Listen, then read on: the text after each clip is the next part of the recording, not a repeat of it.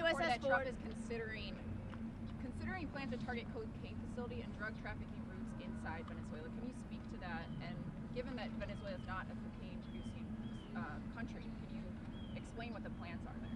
Well, so obviously I would not now or ever get into any detailed discussion to address any of the things mentioned in your question in any way, but I do want to address the broader issue of narcotics and the war on cartels and foreign terrorist organizations. So Venezuela, of course, is a central hub for narcotics trafficking across the Western Hemisphere. Also weapons trafficking, also human trafficking as well too.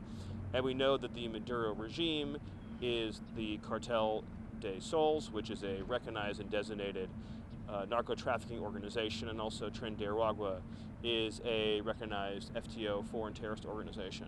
And so this is a central hub of terrorist activity across the Western Hemisphere.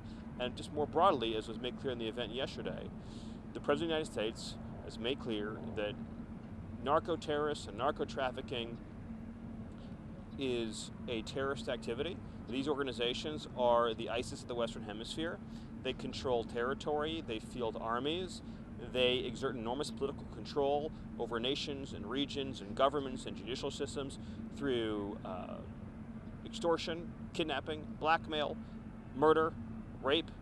And so we kind of have a situation in the Western Hemisphere where we have large, fully militarized terrorist organizations that, again, control commerce, control travel, control political systems, control the movement of weapons, people, goods, slaves, into the form of human trafficking and sex trafficking, and of course narcotics that are responsible for hundreds of thousands of American dead. What about the USS Ford going to the U.S. Southern Command area being moved today? The Pentagon announced, or was beginning that movement today.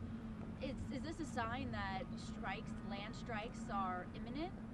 Well, again, and I appreciate the earnestness of the question, but obviously I'm not going to answer any questions like that. I would just reiterate my previous answer, which is that these designated FTOs are the ISIS of the Western Hemisphere, and as the President made clear yesterday, they will be dealt with just as we dealt with ISIS. Any other questions?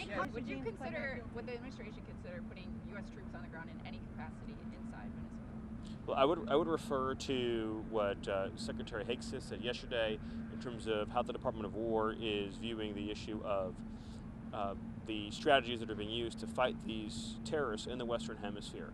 And I'll just continue to reiterate what I've said before. I know that you want more detailed answers than I can provide, but these are terrorists and they're going to be killed.